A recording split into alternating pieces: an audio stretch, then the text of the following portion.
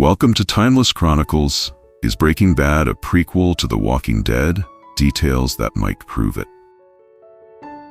Walter White's trademark blue sky appears in The Walking Dead. Breaking Bad protagonist Walter White's claim to fame is the unique blue meth he cooks up thanks to his background in chemistry.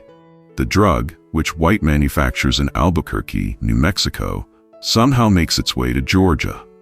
The janky little white guy mentioned on TWD sounds suspiciously like Jesse Pinkman on The Walking Dead.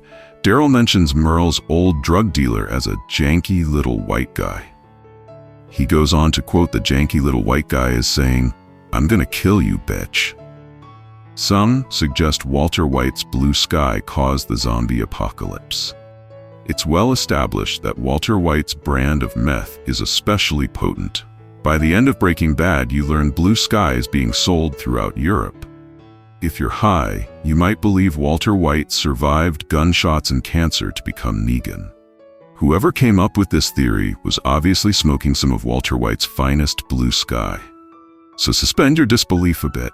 In the final episode of Breaking Bad, Walter White dies of gunshot wounds.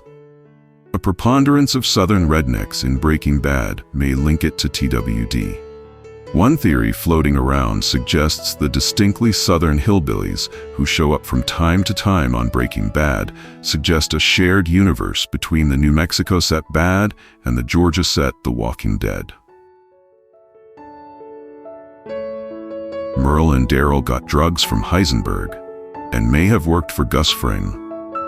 This theory demands some creative connecting of the dots, but it's worth a mention.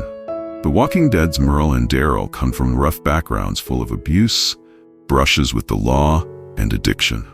In one episode, Daryl tells Beth he and his brother were drifters.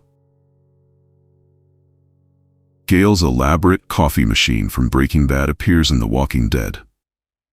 Chemist Gale Butticher is the brains behind Gus's empire on Breaking Bad. He also has a taste for the perfect cup of coffee, which he brews in an elaborate contraption of his own design.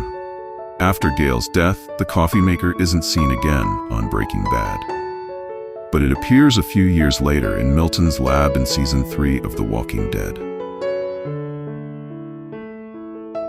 There are eerily similar roadside motels in both shows. Breaking Bad and The Walking Dead share comparably crappy roadside motor inns. BB has the Crossroads Motel, which Hank refers to as the Crystal Palace, due to its popularity with junkies. TWD features the Travelier Motel, a similarly rundown establishment. Both shows are on AMC. Among the correlations between Breaking Bad and The Walking Dead,